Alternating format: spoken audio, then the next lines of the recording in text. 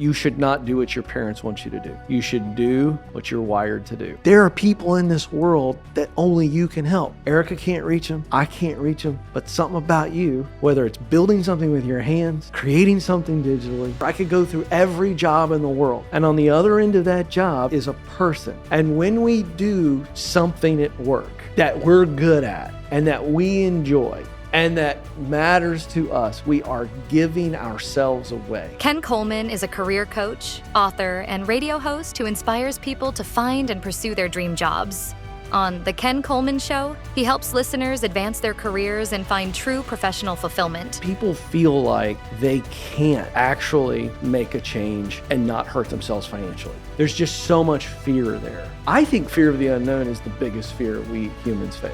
I really do. Like fear of failure, okay, that's a biggie. But fear of the unknown is crippling.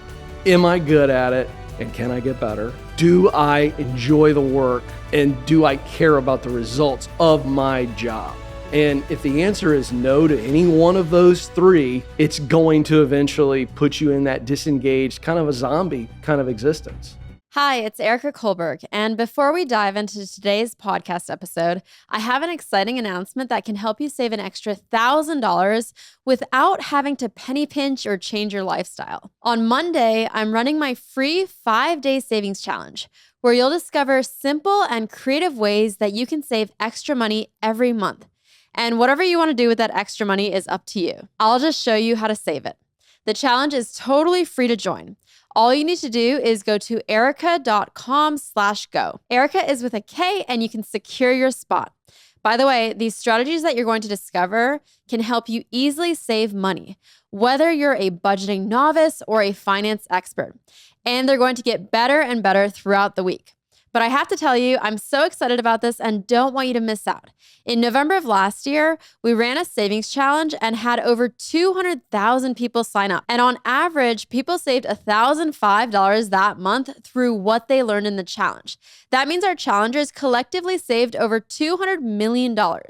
So trust me when I say you don't want to miss out on this one. And the deadline to sign up to be part of this free challenge is Sunday, 11:59 p.m. Eastern Time. So make sure you secure your spot and get free access today.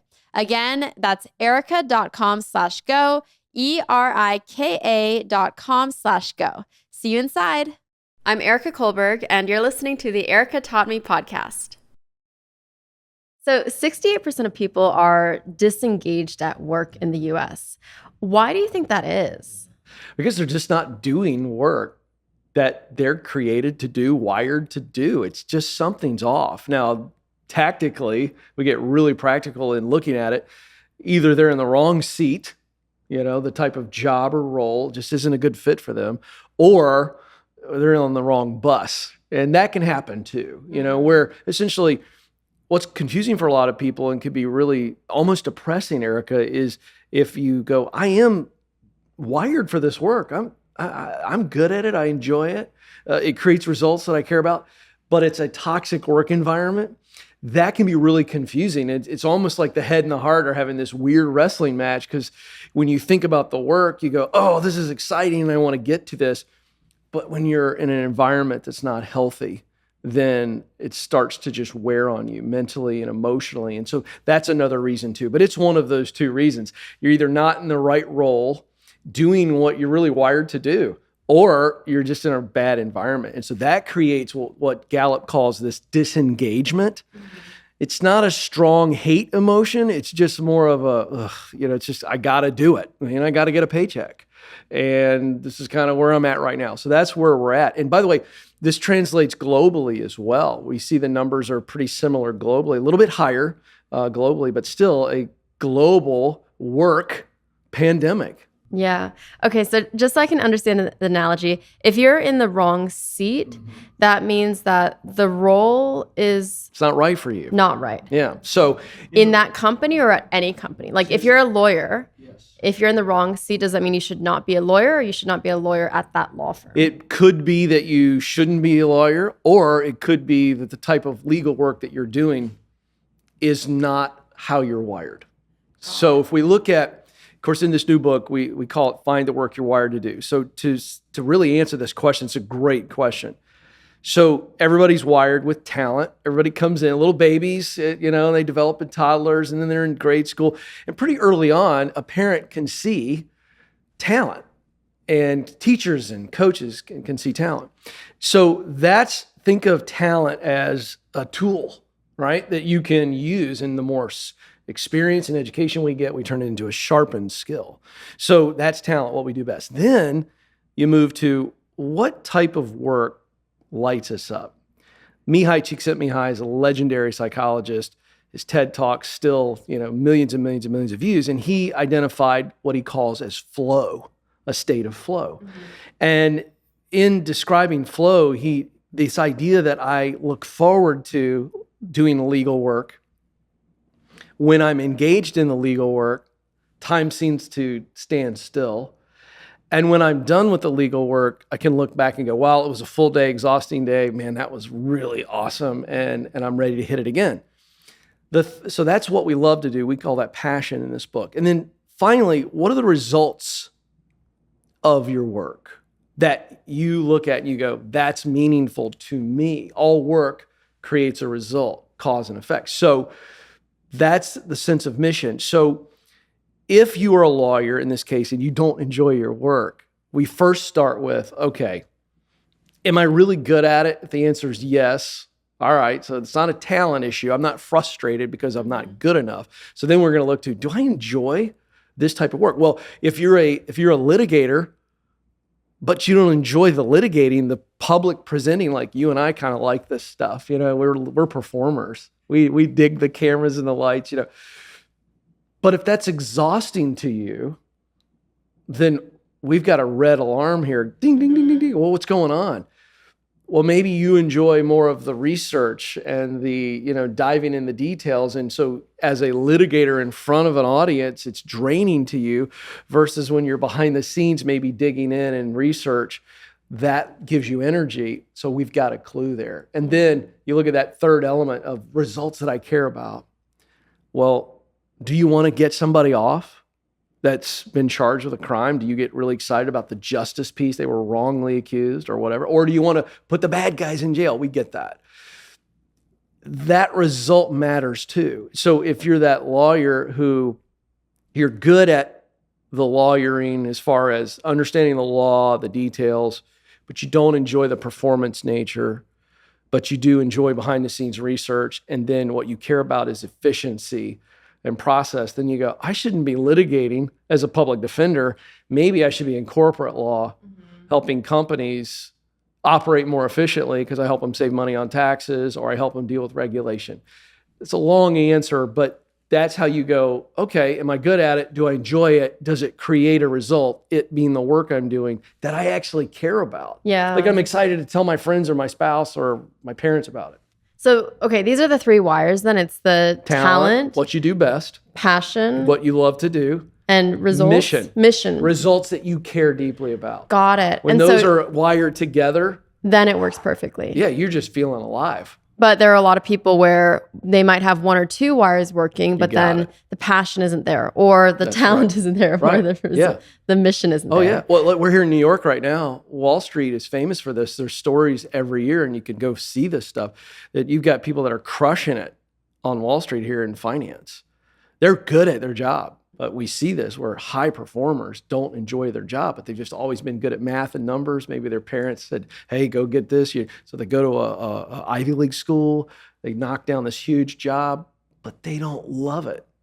They don't love the work. And that eventually sucks the soul out of you, no matter how much money you're making, how good you're doing. So it's a great observation. You can be really good at something, but not enjoy it. And eventually that does weigh down on you. That can really burn you out. And so for these three, how do you figure out what the issue is if it's not obvious? Like if you are disengaged at work, how do you go through the process of elimination of figuring out which wire is not being fulfilled? Yeah, well, obviously we've got a great assessment that I think will do that for you. But practically speaking, you want to look in those areas. Am I good at this work? And let's get some 360 review here. Let's get your leader. Let's get some teammates involved. If you're really confused, I love self-awareness. It's a superpower. So beyond that 360, go back in your life and go, have I always been good at math, or have I been good at verbal skills, or whatever you're doing? Go, let's just for a moment press pause on everything and let's determine, am I good at this? Do I have the talent necessary to win? All right, check. All right, so if the answer is yes, then check it's not that. If it's not, go, wait a second. I shouldn't be doing this. I'm average. You know, like if we use a scale of 1 to 10, 1 being suck and 10 being awesome. Yeah. If you're a 6 or a 7 at something, you better be paying attention to that to go, all right, I can bust it and go get some more skill and be an 8. Maybe a 9 if I'm a 6 or 7. I mean, if I'm a 7, I can be a 9.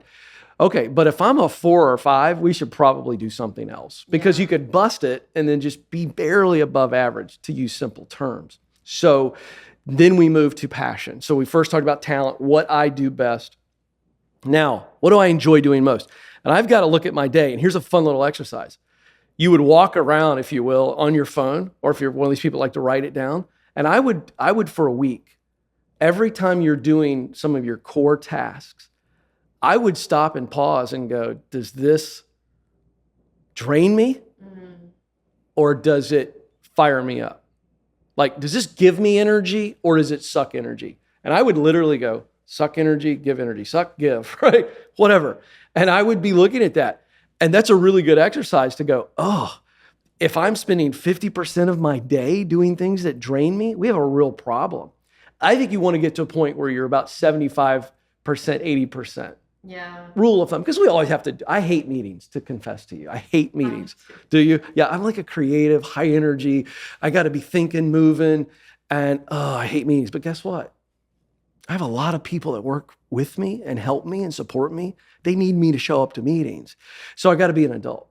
But I can tell you this, you can look at my schedule. My schedule is not dominated by meetings. So that's a rule of thumb. And so we're looking at how much of my day am I spending doing work I enjoy. The third piece is just all about results. This is about personal values, you know? Like, are you working for an organization that is putting out a product or service that you believe in? Start there. And then you back into, all right, my role. So say I'm a lawyer. Okay, and I'm representing an organization, or I work for an organization. I'm a corporate lawyer. I'm working for the organization.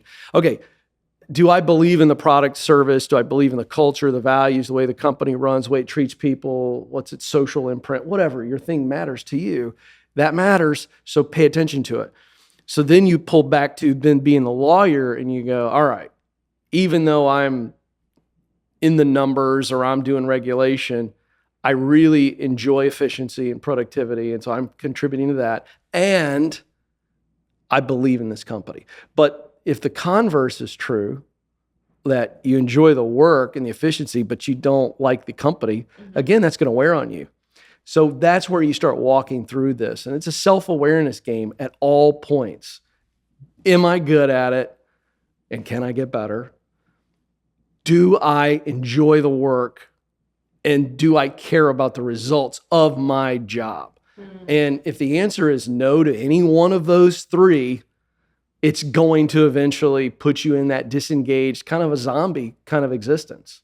And how do you figure out if, let's say you have the talent, you have the passion, you like the outcome, but the workplace that you're in is just toxic? How do you figure out whether it is time to quit, or whether you stay in there but try to speak to management, make some changes, and figure it out? That's a great question. I think you start there. I think you have to take it to your leader and see if the leader is aware of it. And big clue here, Erica, if it's toxic on your particular team, your leader is either unaware of it or intentionally not dealing with it. Or they're the problem.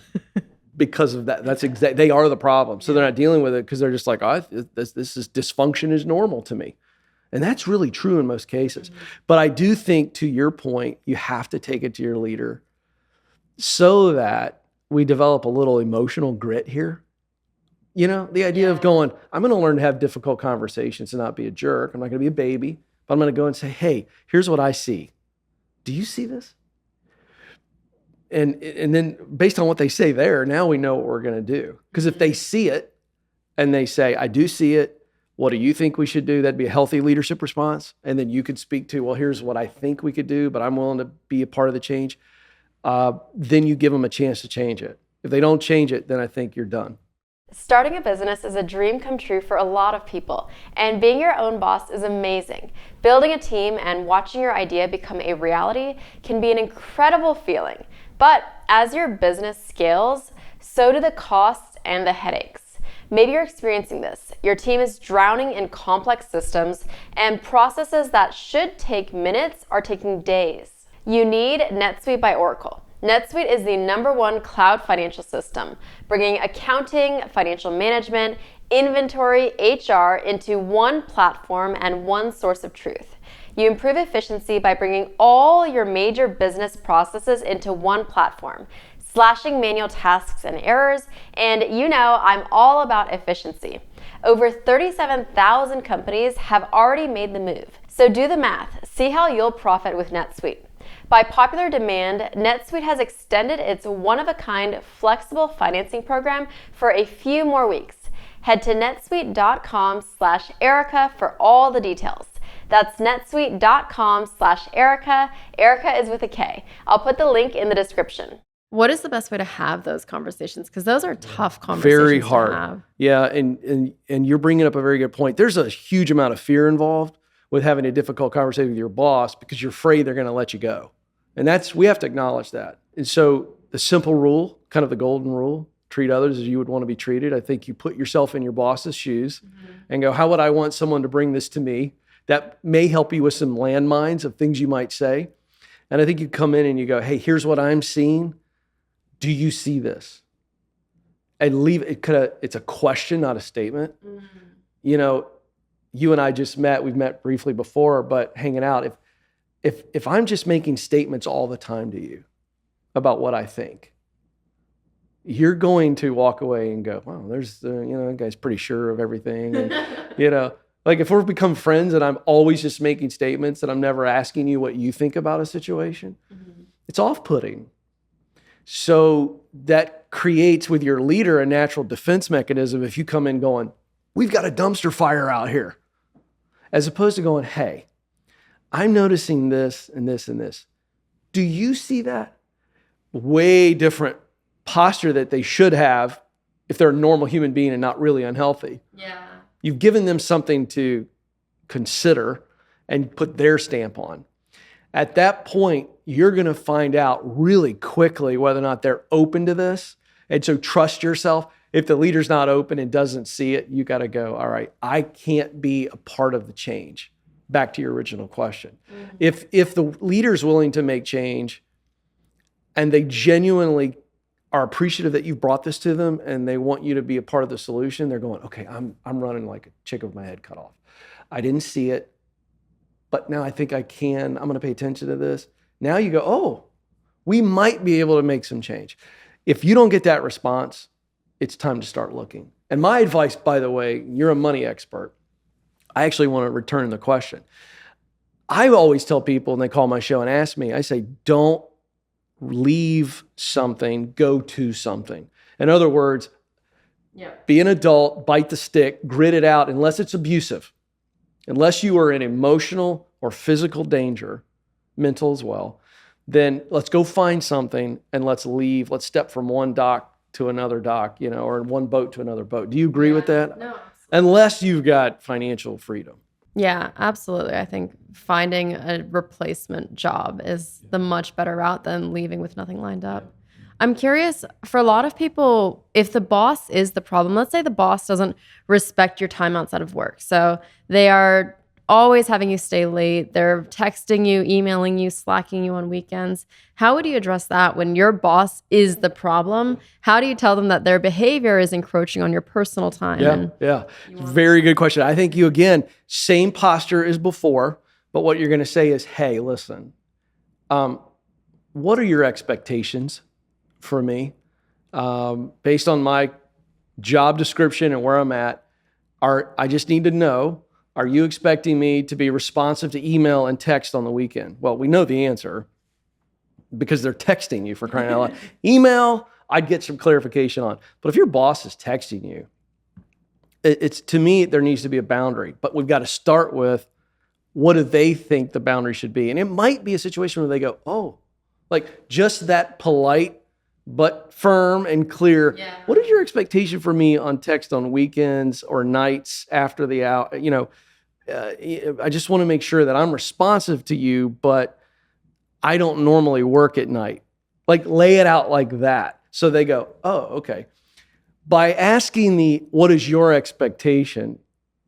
Again, we're using a question, not a statement, hopefully not making them defensive, but also putting it in their hands. It's like, I'm handing you a question. You got to tell me. And then have them be clear on it. And here's the other great news about this. You get this in writing too. True. And now you've kind of got a signal. This is how they're expecting me to do work. And I don't want to work that way. They don't respect personal boundaries. And I will tell you, Erica, I think that only gets worse. I wholly agree. And I think sometimes it's unintentional. So truly, if you bring it up in that way, they may learn and fix their ways. Because even for me, I know sometimes I get very excited on weekends with all these creative ideas. So then I'm like assigning them to my team on Slack.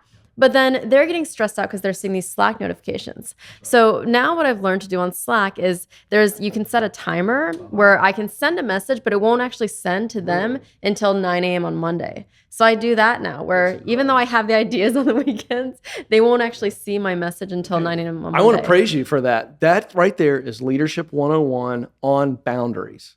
You are emotionally savvy enough that you felt it, or maybe one of your staff. I heard it. You heard it, great. But you did something about it. But you handled it so healthy in that you were like, well, I still need to operate at my best. So that's you get an idea, boom, let's get it in Slack. But you also then operated in the best interest of your team. It's brilliant leadership. Really, I applaud that. And by the way, that's just maturity. That's a healthy person. Listen, you will run the best people away if you don't respect their boundaries. So I think that's the way you approach it, because I do think you're right. I think most leaders are operating in their own operating system. We all have our own system, and they're just not thinking about how it feels on the other end. But by the way, all of them have followed somebody at some point. So I think in bringing it up that way, hopefully they go, oops, I should probably come up with some better system like you did. Since you've coached over 10,000 people, what are the big problems that they're coming to you with that you think are fixable? Like some are not, and your recommendation is going to be probably to look for a new job. But what are the big ones that are fixable? Well, I would start with you can control the type of work that you do, and you can control whether or not you're going to stay in a bad environment. Now, what you can't control is who's creating that environment. And we've really talked through that. But you can say, all right, there are healthy companies out there. There are other alternatives. And I think a lot of people just feel so stuck because, let's be honest, it's a pain in the rear to change jobs. Okay? So that's a big one. And of course, we talked about, people are trying to figure out, where am I most fulfilled? And that's why I came up with that. That's, by the way, where we came up with the methodology that if you use what you do best to do what you enjoy to produce results you care about, guess what? You're a pretty happy camper, even on the worst days. All right. I think another big one is people feel like they can't actually make a change and not hurt themselves financially. It comes back to money. It's so much psychology coaching on these things to go, this idea that you change and all of a sudden you're going to go backwards financially, or that there's going to be this huge interruption in income, or that you're going to go do something different and you're going to suck so bad that you get fired. There's just so much fear there. So I would simplify those three scenarios that I get a lot into fear of the unknown. I think fear of the unknown is the biggest fear we humans face. I really do. Like fear of failure, okay, that's a biggie. Fear of rejection, that's a biggie in the professional world and personally. But fear of the unknown is crippling. And so I'm constantly trying to help people realize, hey, are you going to do something stupid from a character standpoint and get fired? Are you really going to take a job that you're miserable at as far as talent? Like you just suck so bad. They know you're fake day one. I mean, and so they kind of laugh and like, so it's that's the biggie, is the fear of the unknown. And so I think it's confidence. I think most of the coaching I do comes down to confidence.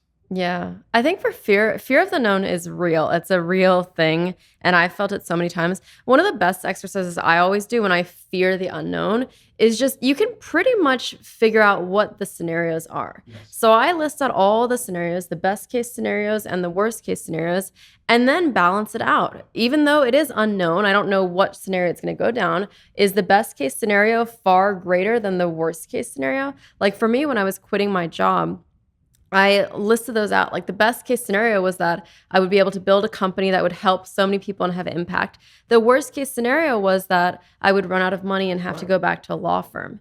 And so when I looked at it like that, it wasn't really fear of the unknown. It was just seeing the two outcomes, and both were okay. I was fine with them. Yeah, which is brilliant. I mean, you actually did go, okay, I know what the best and worst case scenarios are. So whatever's in between, yeah, I'm going to be okay with that. Yeah.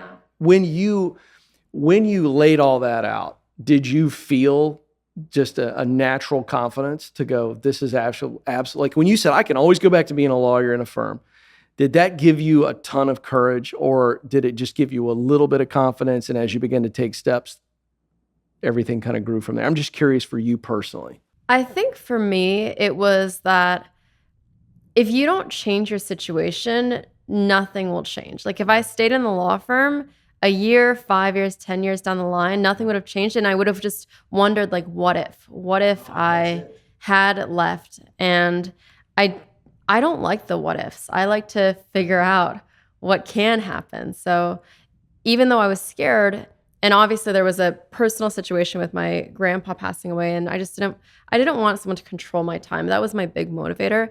And I felt like I had no choice. It was this conviction towards jumping into the unknown. Yeah. You know what I think it is? I think every human has that same feeling you have. You just acted on it. But I think the choice, you said no choice. I love it. I think you were choosing to live a life that you can reminisce about, as opposed to choosing a life that you will regret. I love that. Like deep down, can we just get real, everybody? Like the soul craves to know what's on the other side. And no one really wants to, if we all get this opportunity to be old people. Yeah. And look back and go, I don't want to have a bunch of what ifs. Yeah. I think that's so right. One of the best exercises I did for every pivotal decision in my life, and even for my husband, I remember when he was considering quitting and he was scared of the unknown, I wrote a letter to him with all of my thoughts about, like, okay, here's the best case scenario, here's the worst case scenario. And he did this exercise himself too. And then we came to a family consensus for him to quit his job. But I think it goes back to what you were saying about self-awareness. Yeah. If you take time to really think deeply about what are your goals, what are your aspirations, what is going to happen if you don't leave, what happens if you do leave, what could happen, you'll find clarity in that. Yes. And what I love about you guys are running to something, even now. But back then, it really is the shift. Don't we all kind of want to say, I want to take a shot. I want the adventure, but I'm going to go to something, not run away from something. And so you started out our conversation. We look at 68% of Americans, and I think the number is close to 80 worldwide. There's a lot of people that are kind of showing up every day to whatever it is, sometimes even working for themselves. And it's just a job. And they're going, and deep down they're going, what could be, what should be, what must be. And they're having the conversation. Yeah. They're just not acting on it. And I think that's the key. And I love what you've done to say, we're going to be adventurers and we're running to something. And you really model this, by the way. I mean, you really are using what you do best to do what you love, to produce results you care about. What a shift. Because most people would look at you before you made the change and go, what are you doing? You're a lawyer. You're young. The sky is the limit.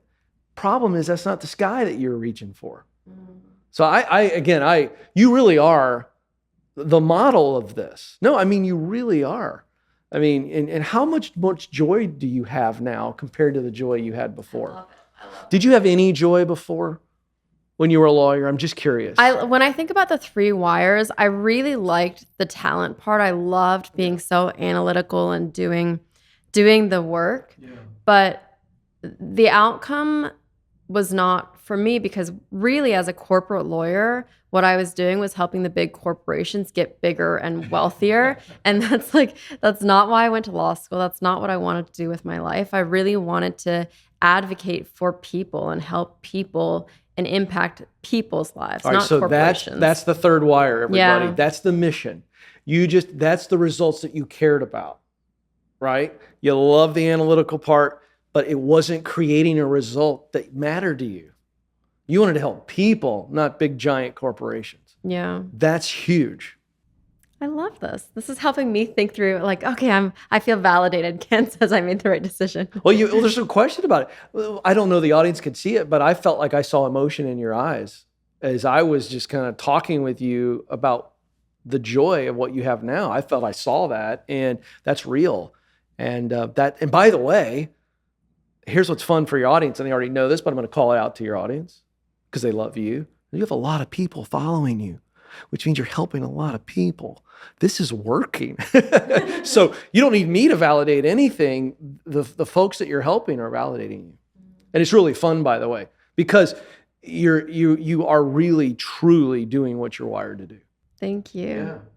Yeah. I have a question. So I think a lot of people, you alluded to this earlier, but a lot of people follow this predetermined path that they think is the right path, or they think will make their parents proud, or they think will give them a high-paying job.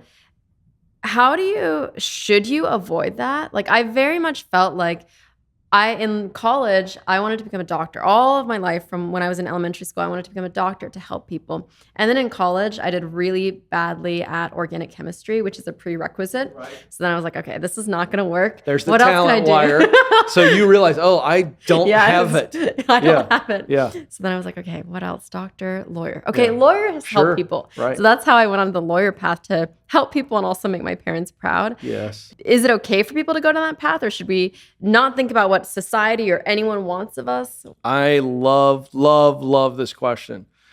I don't know if this is going to be controversial, but push me on it. I'll unpack it. You should not do what your parents want you to do. You should do what you're wired to do. And I'm not trying to be cute, but that's why we titled this little book that, because I said it. I don't know how many times I've said that just coaching people. You should do you. Okay, let's just make it 2024. Mm-hmm. Be you. You were created to fill a unique role in this world. You are needed. You must do it. In other words, to everybody who's listening and watching this, I'm going to talk right to the camera. There are people in this world that only you can help. Erica can't reach them. I can't reach them. But something about you, whether it's building something with your hands, creating something digitally, loving on someone in physical therapy or emotional therapy, whatever. I could go through every job in the world. And on the other end of that job, Erica, is a person. And when we do something at work that we're good at and that we enjoy and that matters to us, we are giving ourselves away. Mm-hmm. And the most confused caller that I've ever had on the show, they're all in the same boat. They'll say that I have no idea what I want to do. And I'll say, sure you do. Come on, tell me one thing you'd love to do. And their first answer is always, I just want to help people. Well, this could be a programmer who's never customer facing, but he or she is writing code that has a direct impact on people's lives. So every healthy person on the planet wants to help people. All right. So back to the question, if I am focused on doing what my parents want me to do, what my friends say I should do, what my guidance counselor or my favorite teacher or my favorite coach or my older brother, my older sister, whatever, if I'm doing that and it is not what I'm supposed to be doing, who I am, being really who I am, then you are not doing what you're wired to do. And then it means you're not helping the people that you're supposed to help. Mm. So that's how I come at that.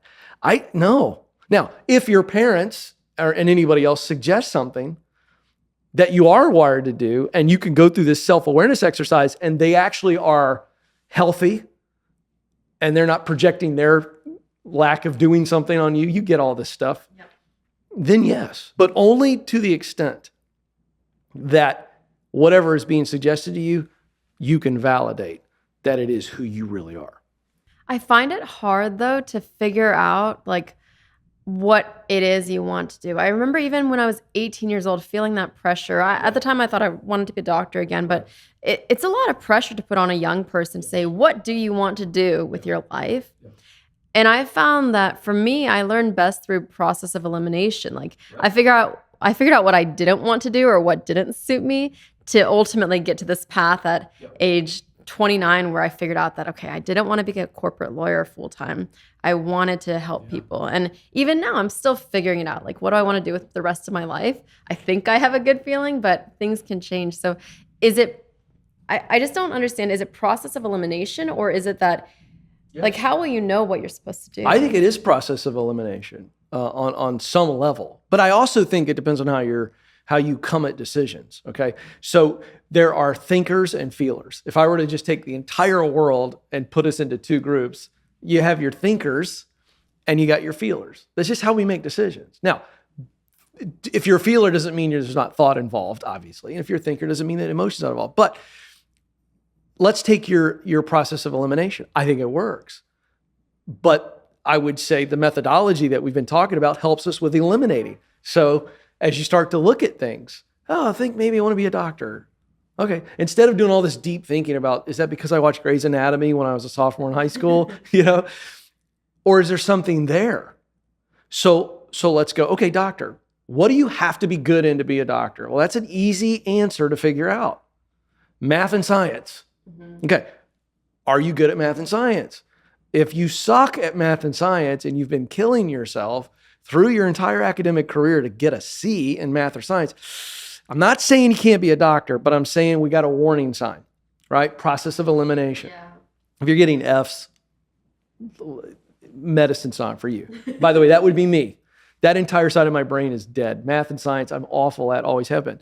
So then let's go to, okay, do I enjoy what's involved in being a doctor? How difficult is this process? Let's go get aware. Let's talk to some doctors. Because you're going to have to really, really enjoy the thing that they do in order to go through all the stuff they have to do that, right? So if the surgeon has to do all this other stuff, painstaking process, just to get a chance to cut on somebody to make their life better. So are you willing to do all this other stuff, I would call it suffering, to then get to do this thing that's fun? So for me, it was broadcasting. I had to do a lot of stuff that was awful jobs, like really awful, like introduce mimes and balloon artists in the early days, do high school football, play-by-play on the internet when no one's listening, all for the chance to be sitting here with you today. But I was willing to do that because I love communicating to coach. Oh, so you knew, like from a young age, you knew that this was what you were meant to do. Well, back to the question. I didn't know that it was this, but I did know that it was going to be communicating publicly because I was the kid that volunteered in kindergarten for the high school play to be the newspaper boy. That's a string from the soul. I remember like yesterday, Erica, when the teacher asked the question, who wants to volunteer to be in the play? You're going to be a newspaper boy or something. And I remember like, little kids, they'll push the armpit up to get the hand higher. Where's that come from? I'm 5. I don't know who I am, but I would tell you that's a real heart reaction. Mm-hmm. Something in 5-year-old me was like, I want to get in front of a crowd, Yeah. So that's instinct. So I always knew that it was going to be some type of public communication role. I thought it was going to be politics. Thank God that I realized, much like you, that's not the place I want to be. And I'll say this: it's because of the results piece. Like good at the communication, good at understanding policy, good at debate, all those things. Enjoy that, serving the public, doing something good for our fellow man.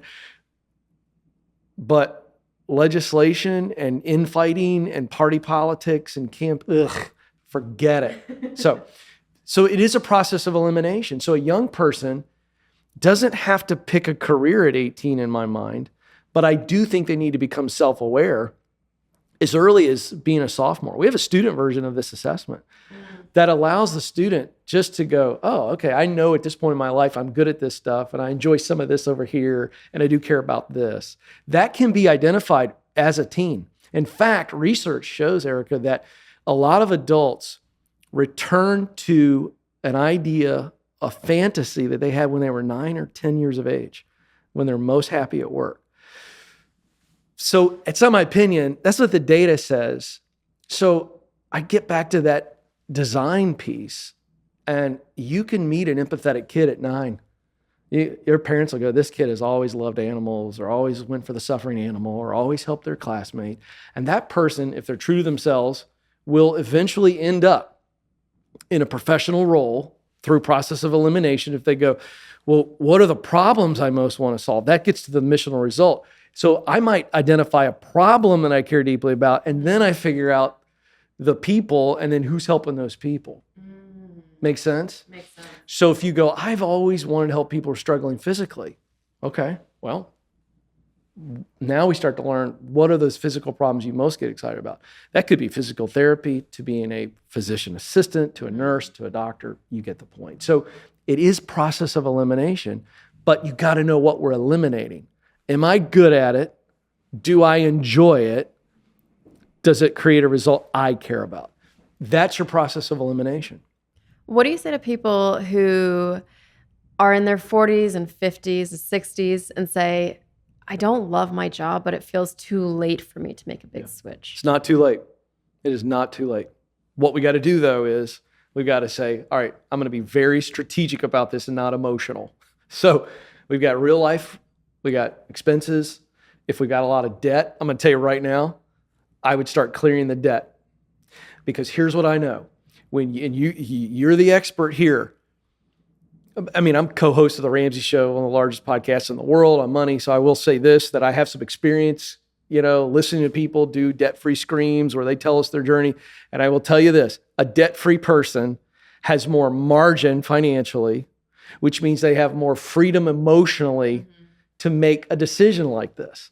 So if you're in your 40s and 50s, I want to acknowledge that people could be in some financial situations that are tough. Yeah. So it's really hard to make a professional pivot decision when we've got emotional baggage around our money and we're scared.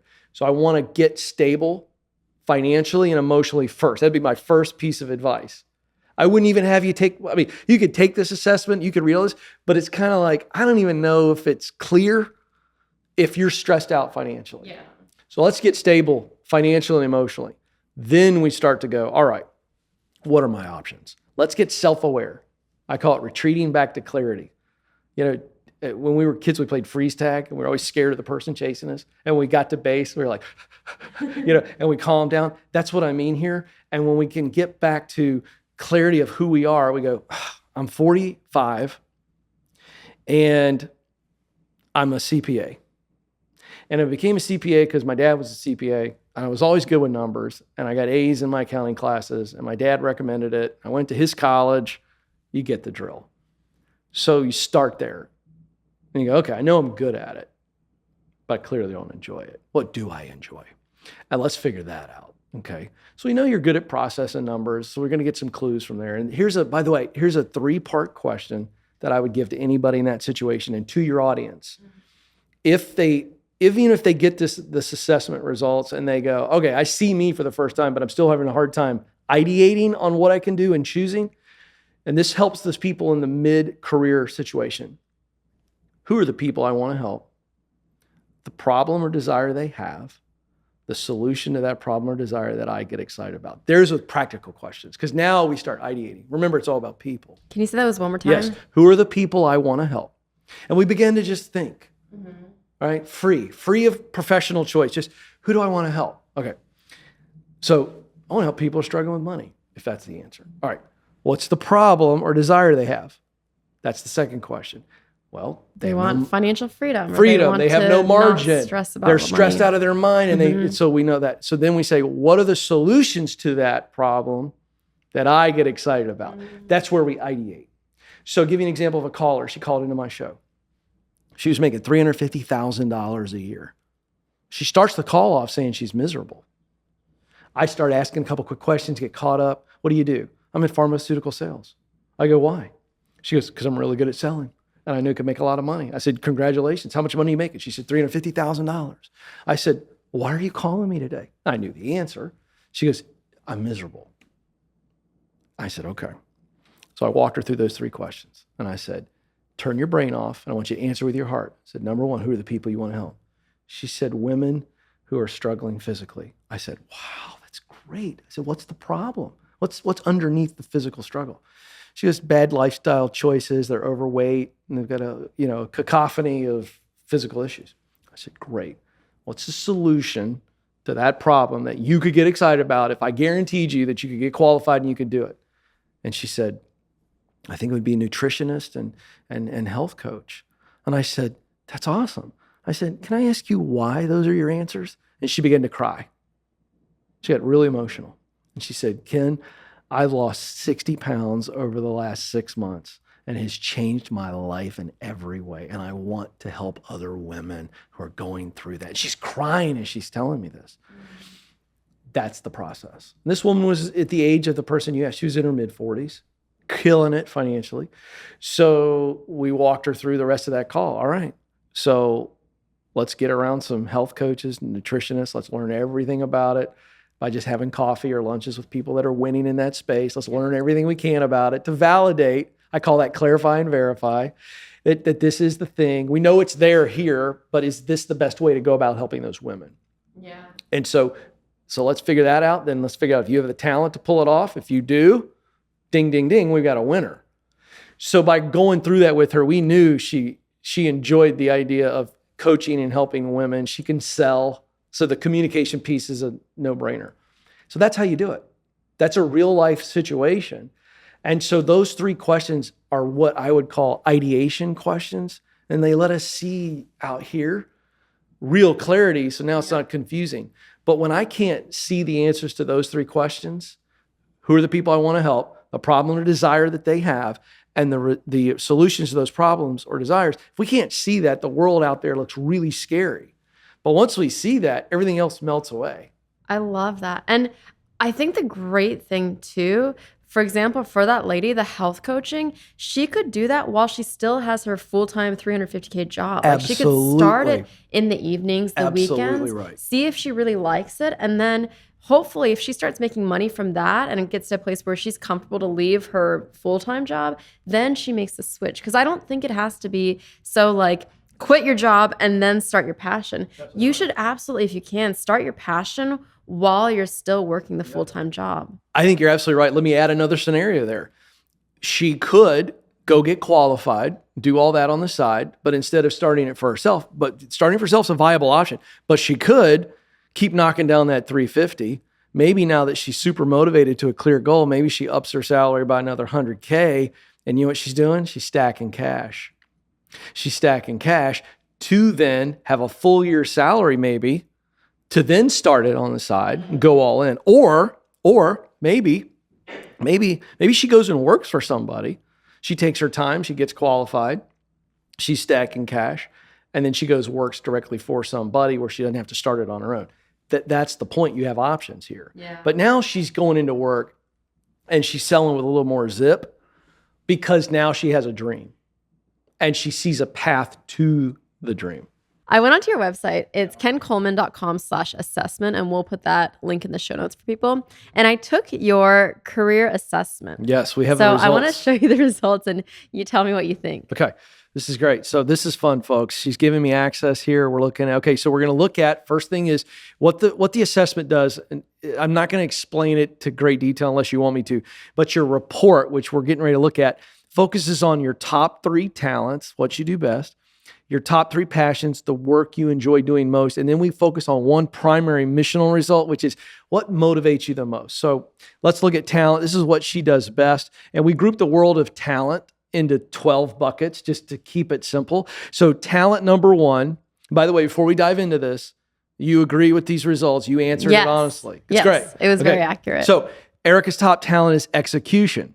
Okay. Now, I'm not going to go through the summary because you can do that, but we have a section in here that's how you wow others and what others say about you. And so if you have the top talent of execution, you wow people with your mastery of details, your focus, you knock a list out like it's nothing. And then what others say about you, hey, you're so productive. Can you help me get this done? Okay, so the talent of execution, bottom line is this tells me that you are very naturally hyper-focused on priorities and you plow through them. That's it. So that's the thing. You agree. That's what your best. All right. So then we'll look at, let's go next. So this is really interesting. This is fun for me. So I need to explain this to the audience. So the talent 2 for her is justice. Now I chose this word because I consider this a soft skill. And as I was looking at, I did extensive research on every talent skill database in the world. This simply means you're really good at seeing right and wrong. It is very clear to you what is right and what is wrong. You don't operate in gray areas. Is this true? Yes. Okay. So that's what we mean by the talent of justice. So how she wows others with this talent is it's always defining right and wrong, fighting for right and wrong. Social change matters to you. You will take a clear stand. That's all this means. Okay. And then the third top talent is logic. Now, you said this earlier. This is fun. You said earlier in the conversation, when you were a lawyer, what you did enjoy was the analysis, the diving in. And so the talent of logic is you're just great at thinking. Your analytical side of your brain is just high-end, high performance. Okay. So this is interesting. So we see two things. We see two things here in this. We see, number one, you have a high skill level for thinking and doing. That's the combination of execution and logic. But what's really awesome is you have a real talent for feeling as well. That justice piece is about right or wrong. All right, so let's look next at your top 3 passions, what she enjoys doing. Okay, no shock here. Okay, if I had a whiteboard, we'd have execution, justice, and logic, okay? And then we'd write the first thing that she loves doing is solving. So solving here, the way I describe this is you lose track of time when you're attacking a problem. You get energy when you go, give me something that needs fixed. Get out of the way. Some people, the opposite is true. They'll see a problem, they stress out. You say, get out of the way, I got this. It gives you enjoyment. What are your favorite problems to solve? I'm just curious. I like marketing problems right now. Good. So what puzzle is that? Describe that puzzle for you. When you look at marketing problems, what puzzle are you solving? Is it we're not getting to enough people? Or Or how do we get those people that we do reach to be more engaged with our offerings? Interesting. All right. And so let's go back to justice for a second. Like the justice piece, I'm going to go back into talent. The work you're doing now, what are you solving for people that you believe is right? Does that make sense? Mm-hmm. We want to help people get better with their money. Right. What's the injustice with so many people? The injustice is that the financial education system is horrific and we're not taught about money in school, yet expected to know about it. And so we end up feeling very lonely and ashamed and confused when we're adults and trying to manage our finances. Right. And so would you say, that we know the answer, that everything you're doing now and what you will do in the future will be about solving that injustice? Yes. You see how this comes together? Yeah, this is really cool. fun. Okay, let's quickly look at, and again, top passion, number 2, advocating. This is using your voice to speak on behalf of a cause or people, and I would say you're doing both. You are taking on a cause that is helping a lot of people, and around the world too. Have you had any fun stories? I'm sure you have, of somebody that's maybe from an underdeveloped country or that has listened to your podcast or watched a video or seen a social post that you've changed their views on money and given them a path forward? I'm sure you get this, yes? I think so. I think there are a lot of people who listen to the podcast and feel like their lives have been transformed because of it. I remember one person commented on an episode I did with Morgan Housel, who wrote The Psychology of Money.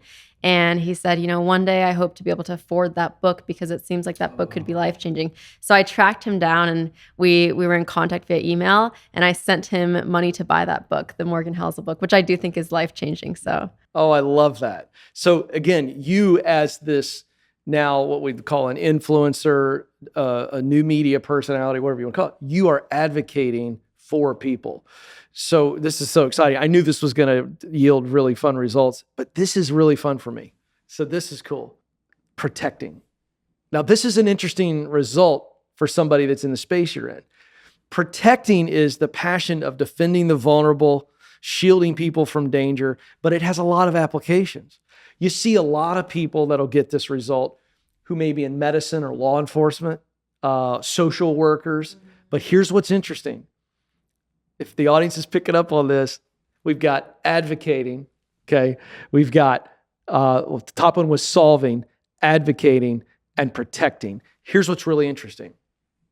For a lawyer who's really good at their job, who realized one day, corporate law is sucking the soul out of my body, these results are screaming people, people, people. I'm going to come back to that in a second. This is really cool. We'll keep moving. So the protecting here is you want to protect people from making bad decisions, or essentially now that protecting goes into a advocating role to say, all right, you're already in a bunch of financial junk. I'm going to help you walk out of it. Really cool. All right. And I think there's just a bunch of bad financial advice and a lot of people that have the wrong motives in the finance space who are just giving terrible advice to follow. Yeah.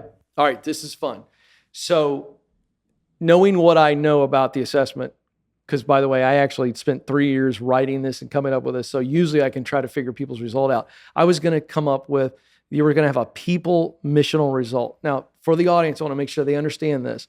The reason that we focused only on one primary mission is I did all this research on motivation, the science of motivation.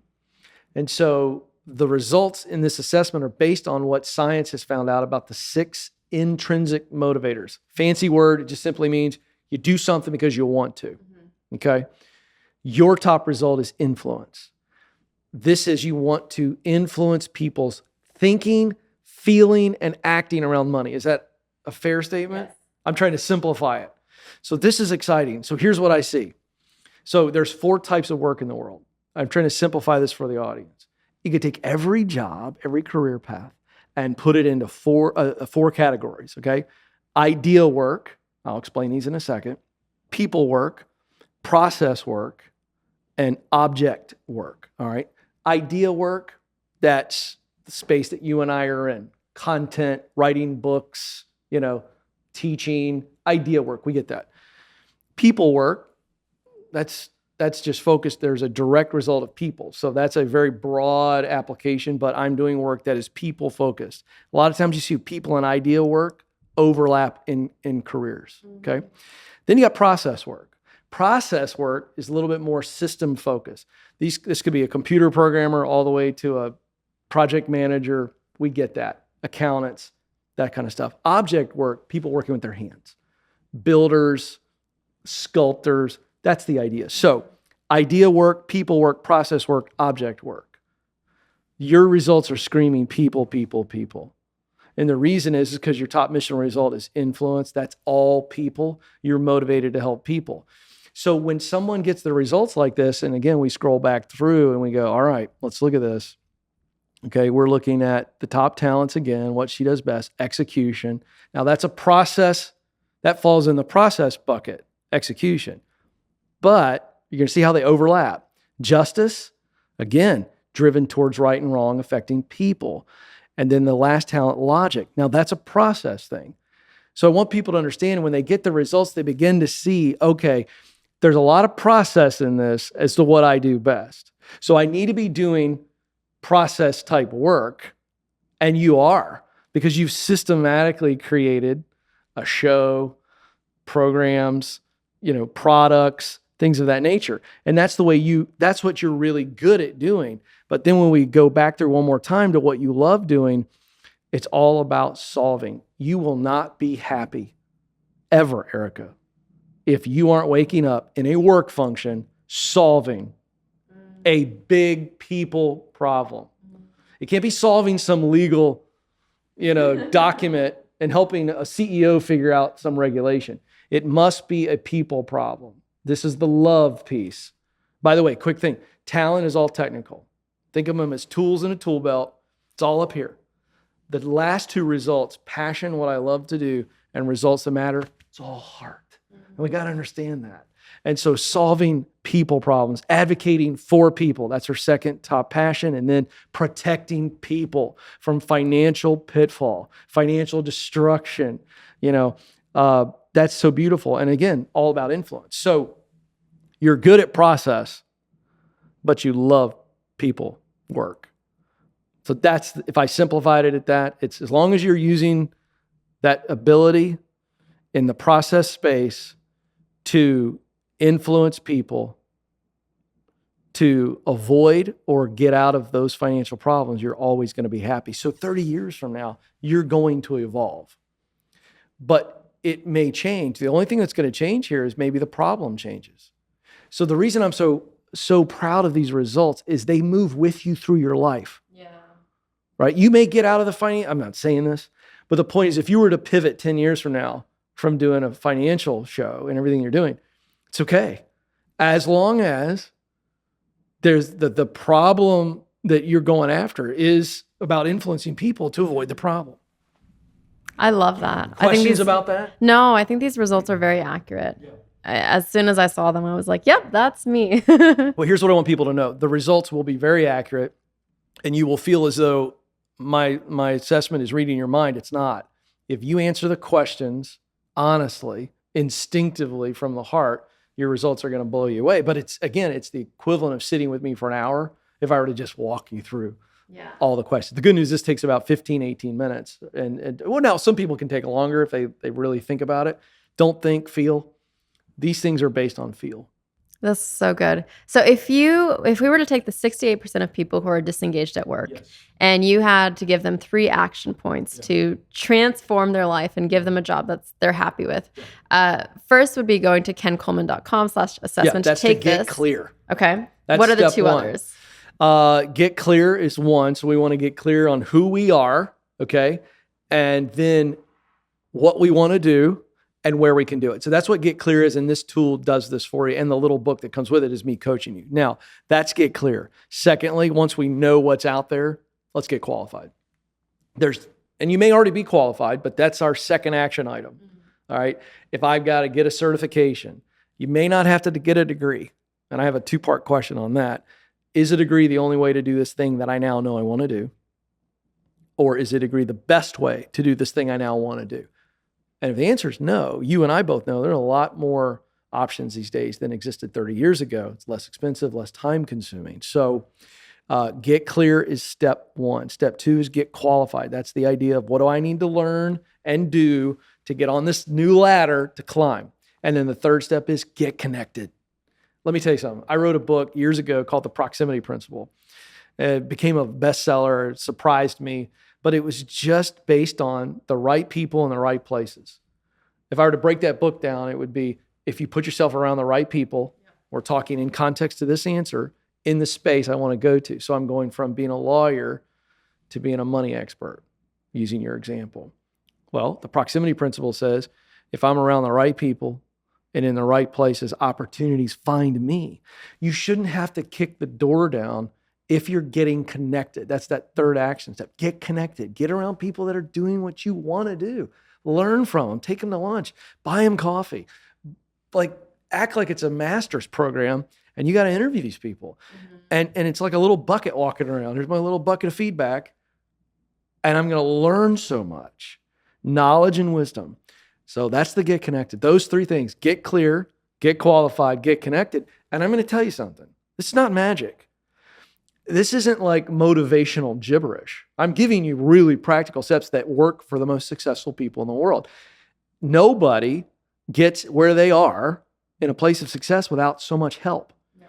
And I would be connecting my face off. And I don't mean networking. That's gross. People see that coming a mile away. You're like a vampire. You get what you want, you leave them in a heap. I'm talking about showing up with a heart to learn. This is what I want to do. You're doing it well. How'd you get there? Okay, that's knowledge. What advice would you give me? That's wisdom. Thank you very much. People love giving their own advice. And then say, are there any other people you would recommend that I get with? Watch opportunities open for you. And you keep doing that, Erica. I'm telling you, someone's going to show up one day like that, and you're not going to believe an opportunity that drops to everybody else in your lap. But I'm telling you, it came to you because you kept connecting. And so those are the 3 steps. You do that, you'll be as successful as you want to be. That is perfect. And great way to go to our closing tradition. Oh, fun. So the podcast is called Erica Taught Me, but really today is all about Ken taught me. So what do you want people to walk away saying, Ken Coleman taught me this? Yeah. I want people to know that Ken taught me that I am uniquely wired. And if I figure that out, and he's got some tools to help me, and I can do it on my own, then I can also figure out where I can make my mark in this world. And all the stress and all the pressure to answer that big question, what should I do with my life, is actually really simple. And the answer is in here. I love that. Thank you so much. Thanks for having me. So fun. Yay. If you've enjoyed the episode, please take a moment to leave a review. It really helps support what we're doing. Thanks for listening, and I'll talk to you next Tuesday on a brand new episode of Erica Taught Me.